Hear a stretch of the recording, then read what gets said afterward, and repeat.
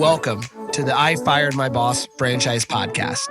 My name's Dan Claps, founder and CEO of Franchise Playbook, a franchisor platform where we create, own, and operate dynamic franchise brands in the mobile services space. And my life's goal is to help people just like you fire their boss and become a business owner.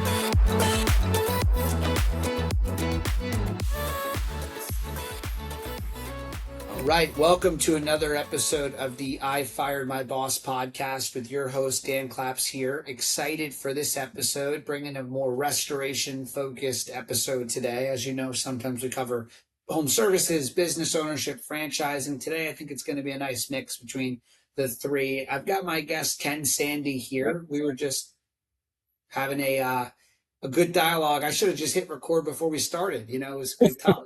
Talk. But how you doing today? I'm good. Thanks. I'm honored to be here. I am a raving fan of you, your content, your podcast, Voda, all that you all stand for. So this is really exciting. Well, me too. I'm excited we scheduled this.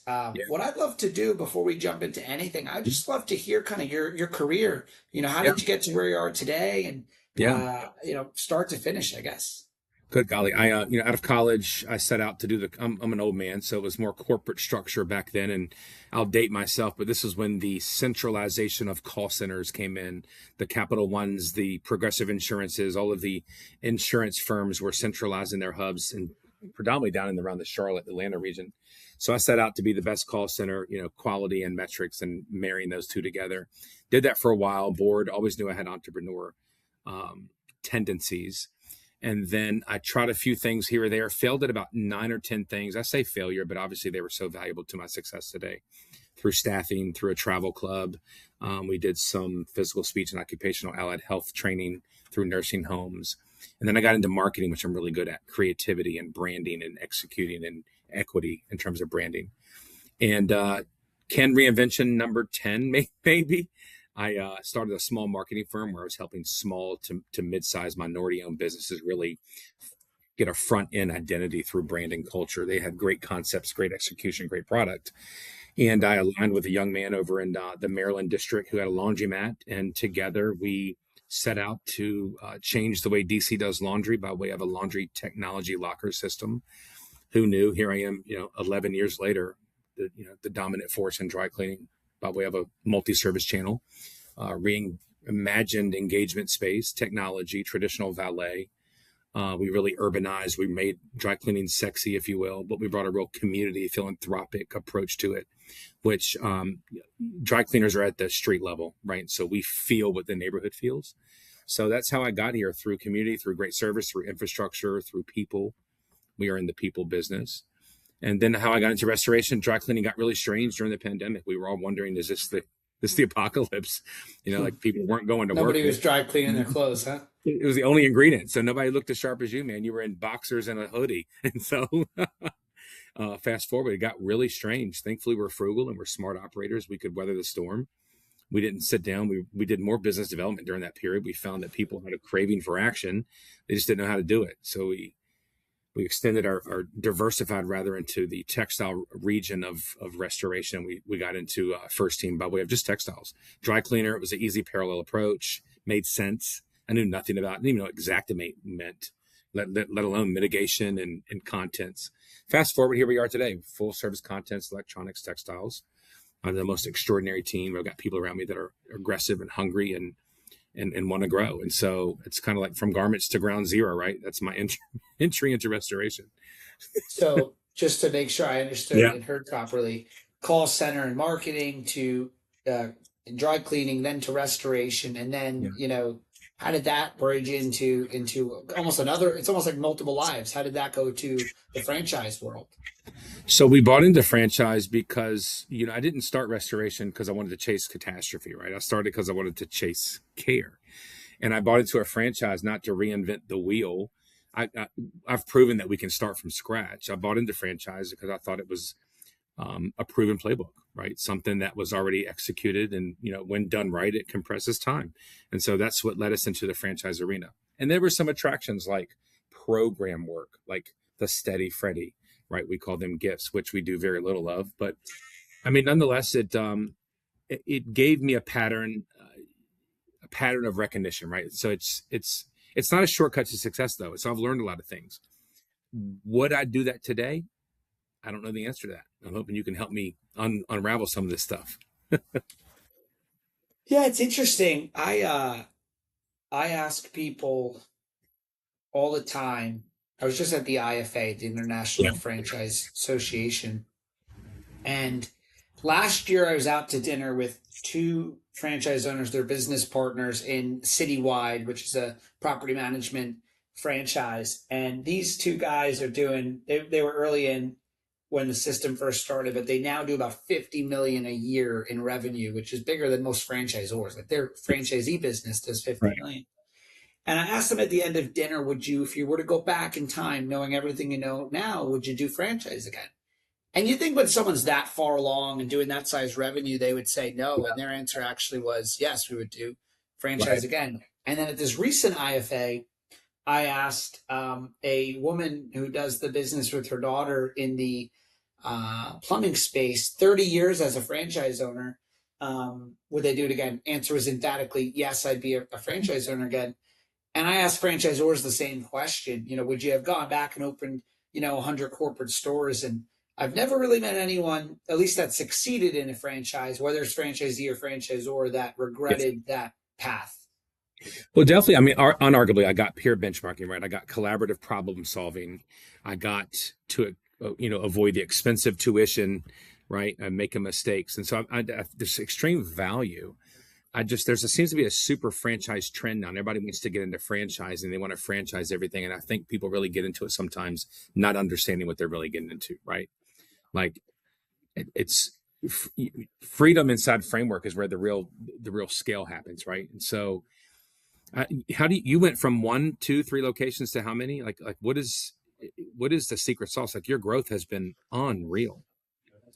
Well, we have well, my background's 12 years in the franchise space. I was very involved in lead generation in the franchise industry prior, and I'm fortunate to have stacked a pretty good reputation for that over the years. Yeah. I think also, like I don't have kids yet, but I plan to, and I hope that my kids, if they could, anything they could learn with a career is like, Yeah. money compounds. Like compounding is the eighth wonder of the world.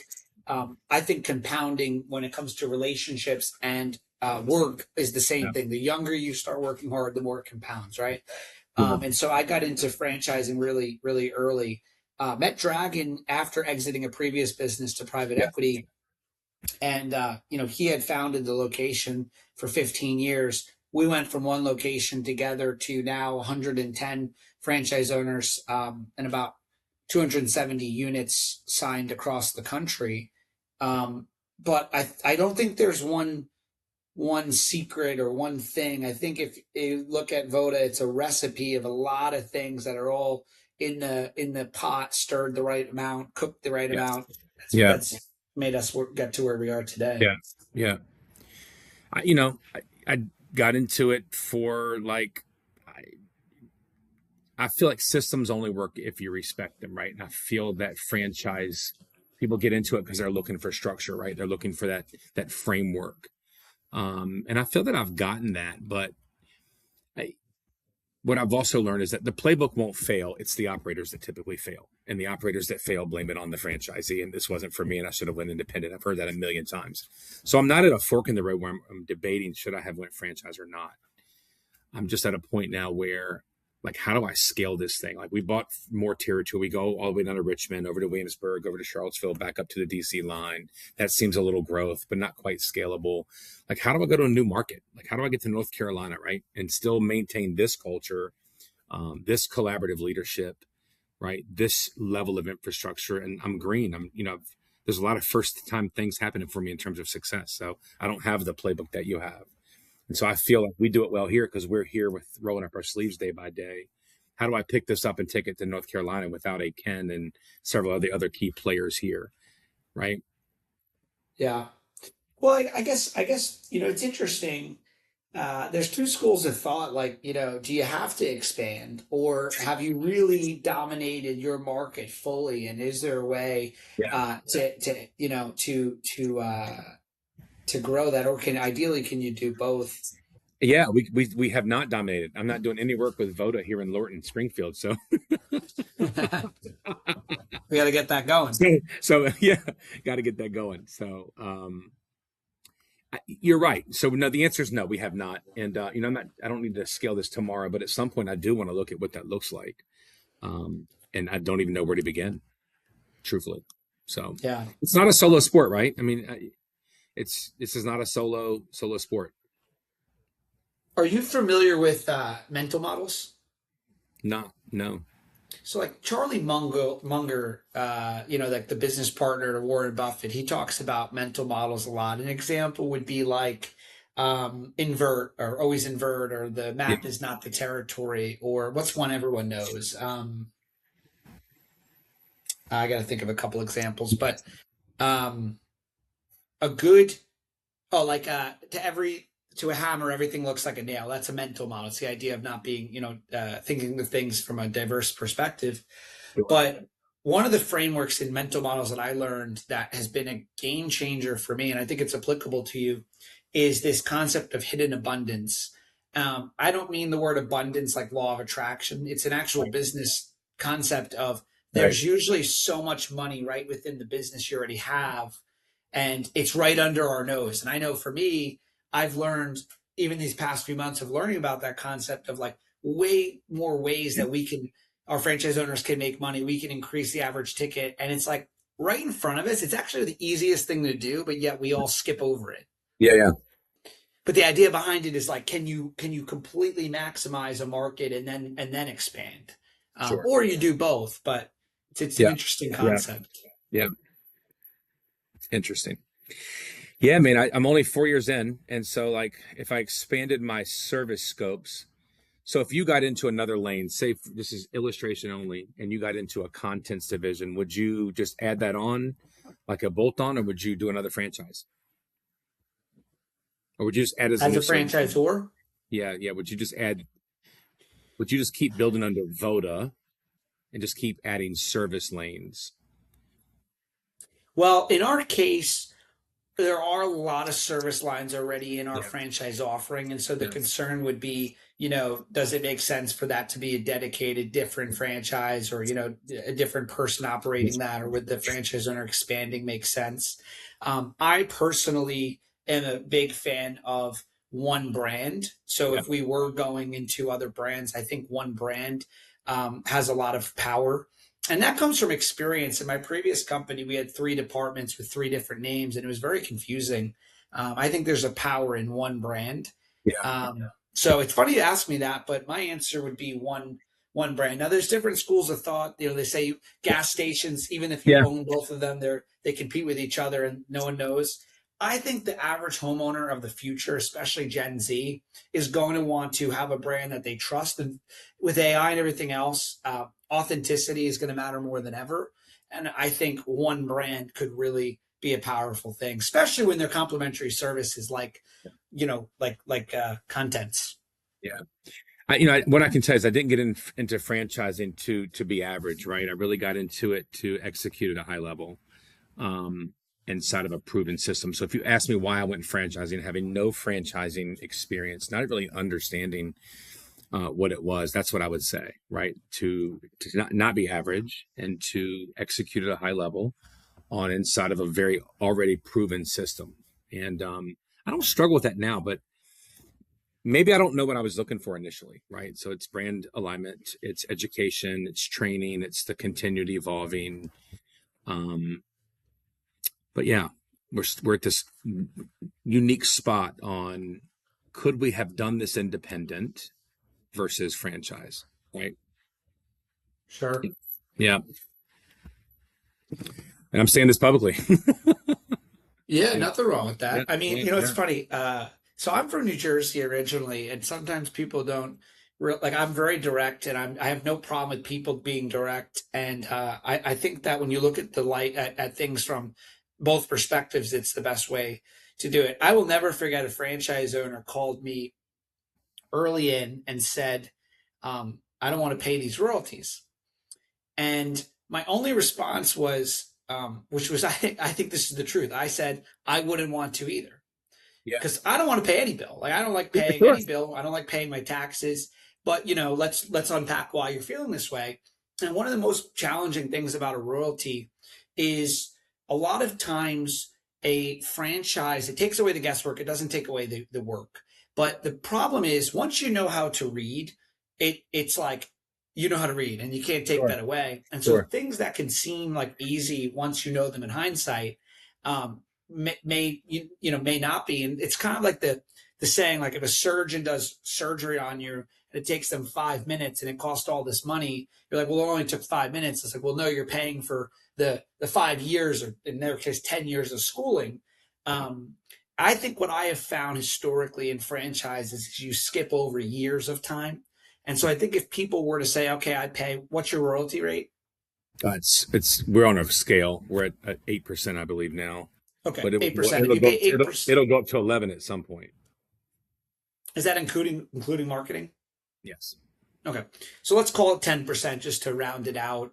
What is like an average, location can do in revenue? There's such a range. I mean, from 1 million to 7 million. I mean, we see that weekly. So Yeah. yeah, we're in the middle of that space, by the way. We're right at 3 million after going in our fifth year. Yeah, because the way that I see it is like if someone has a royalty and they skip three, four, five, in Dragon's case, 15 years of trial and error. Yes, you're paying a royalty at the top, but if you take out the amount of time you skip, that you started making money right away. Sure, sure. I also, a good example I have for people is, I once had someone say to me, "You will not be successful at the next thing you're doing." Yeah, Not so much worded that way, but what they should have said was, "You'll probably be successful, but it's going to be way harder, take way longer, and if you go this route, it'll either way you're going to succeed, but it'll just happen quicker and easier." sure. I think a franchise, it's like people sometimes discount the fact that you probably could get there on your own. You're It's, capable. You got a great personality. You have your work ethic, but can you get there quicker and easier? And what is that worth in your life? yeah, maybe I've sent the wrong message. It's not so much could I've done this different or better without the franchise. I'm over the royalty shock. That's just an operating expense. I get it. It's more self accountability. Like, what was I Mm. expecting, right? I've met some of the most incredible people, owners that will get on a plane and fly here if I'm melting down and something's not right, and walk me through my plan and tell me how they, what works and best practice, or take a call That's late at awesome. night or on the weekend, right? And like Empower Brands, their culture, their training, their energy, their synergy, it's phenomenal. It's more Ken Self. Like, what did I expect? Was I looking for this free ride? It's not, right. It's a team that has to understand mission, right? It becomes byproduct. This is a we thing. Just because I got into a franchise doesn't mean that's a freebie or a free ride. So it's more Yeah, just like I really don't know what I was expecting. It's more of the kind of confusion when I say, could I have done this with or without? You're yeah, right. The speed was. We're in 4 years. We're very successful, and and a lot of that's because of the collaboration, the brand identity and equity, and the training and the ongoing training. And so yeah, just maybe I sent the wrong message. It wasn't me no, no, debating the royalties and all those things. Those were tough though. Year one, I was like, my God, this is nuts. But fast forward, all makes sense. It's more of what was I anticipating and expecting. And I can't yeah, tell you that there's an undelivering component here either. It's me just more. Yeah, it's just strange. I don't know what I was expecting, and so there's times I feel like we elevate the brand. I feel like we are educating the brand at large, and that is part of the byproduct, and that's been a learning curve for me. So, I or love this topic because it's such a unique perspective. Because, like, again, candidly, like, I think it's probably not abnormal for a franchisor to probably have that same thought at yeah, times, yeah, where it's like, man, like, maybe we should have just opened corporate businesses because, employees would listen to us a little bit yeah, differently, versus a franchise owner, rightfully so. But I think someone said this to me, like, every business is hard. yeah, yeah. Do you follow Alex Hermosi? No, that, He has this whole thing. He's a very successful like entrepreneur, and he says that like you have like uninformed optimism, which is like me or you see some other business, we're like, that looks awesome. yeah, yeah, Then you have informed pessimism, which is like you do the business, like, oh, I didn't know about XYZ negative. Yeah. And then you get a little bit further, you know all the positives, all the negatives, and there's something else now that looks more, man, if I didn't have XYZ, that business would be better. But you Sure. just don't know about its negatives. Every business is Yeah. is Yeah. hard, Yeah. I knew I needed structure. I knew I needed guardrails, and I knew that I needed shared intelligence, right? And so those are the things that I've definitely gotten, continue to get. It really is just, when I look back, I'm like, I, I didn't know what I was expecting, right? And I still don't know. I still want to qualify my expectation. And I'm always challenging myself, is the brand on delivering?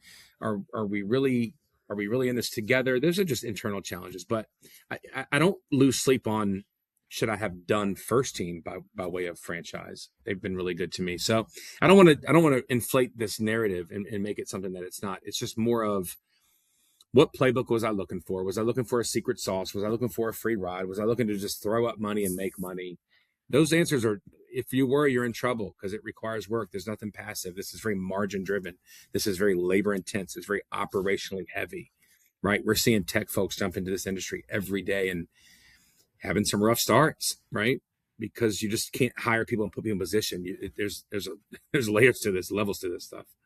So yeah. Yeah, but we grow through relationship. We go through partnership, through collaboration over competition. It's one of my big mission statements. I'm never going to change my culture in that regard.